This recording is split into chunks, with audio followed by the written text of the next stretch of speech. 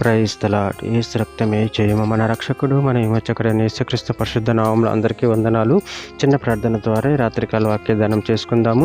పరిశుద్ధుడ మహాగణుడైన దేవ యేసయ్య, సర్వాధికారి నాయన మీకు వేలాది వందనములు, కృతజ్ఞత స్తుతి స్తోత్రం చెల్లించుకుంటున్నాను దేవ రాత్రికాల సమయంలో ప్రభువు వాక్య భాగం ధ్యానిస్తుండగా వాక్య భాగం మాకు అర్థమవుట్లో సహాయం చేసి మీ కృపలో బలపరిచి మీకు మాదిరిగా మమ్మల్ని నడిపించి మీ చిత్తాన్ని మా జీవితంలో జరిగించమని చిన్న ప్రార్థన ప్రభువు యేసుక్రీస్తు పరిశుద్ధ నామములో అడిగి వేడుకుంటున్నాను తండ్రి. Amen amen.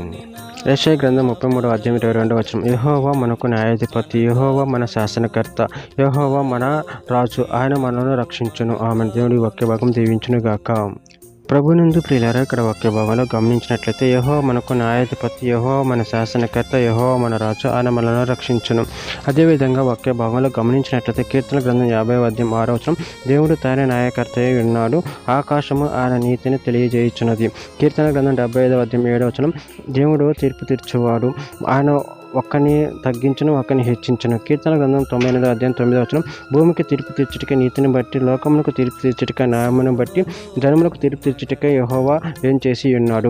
కొరింథీయులకు రాసిన 2వ పత్రిక 5వ అధ్యాయం 10వ వచనం. ఎందుకనగా తాను జరిగించిన క్రియల చొప్పున అవి మంచివైనను సరే చెడ్డవైనను సరే దేహంతో జరిగించిన వాటి ఫలమును ప్రతి వాడును పొందినట్లు మనమందరం క్రీస్తు న్యాయపీఠము ఎదుట ప్రత్యక్షము కావలెను.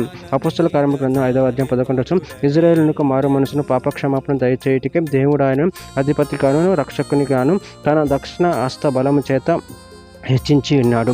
యెషయా గ్రంథం 44వ అధ్యాయం 6వ వచనం. ఇశ్రాయేలు రాజైన యెహోవా వారి విమోచకుడైన సైన్యములకు అధిపతి యెహోవా ఇలాగూ సెలవిచ్చుచున్నాడు, నేను మొదటి వాడును కడపటి వాడును, నేను తప్ప ఏ దేవుడును లేడు.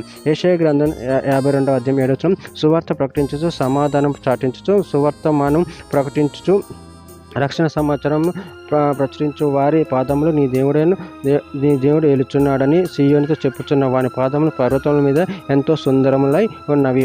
దినవృత్తాంతం మొదటి గ్రంథం 16వ అధ్యాయం 30వ వచనంలో. యెహోవా ఏలుచున్నాడని జనములతో చాటించుడి, ఆకాశంలో ఆనందించును గాక, భూమి సంతోషించును గాక. జెఫన్యా గ్రంథం 3వ అధ్యాయం 17వ వచనం. నీ దేవుడైన యెహోవా మీ మధ్య ఉన్నాడు, ఆయన శక్తిమంతుడు, ఆయన మిమ్మల్ని రక్షించును, ఆయన బహు ఆనందంతో నీ యందు సంతోషించును, నీ యందు తనకున్న ప్రేమను బట్టి శాంతము వహించి నీ యందు సంతోషం చేత ఆయన హర్షించును.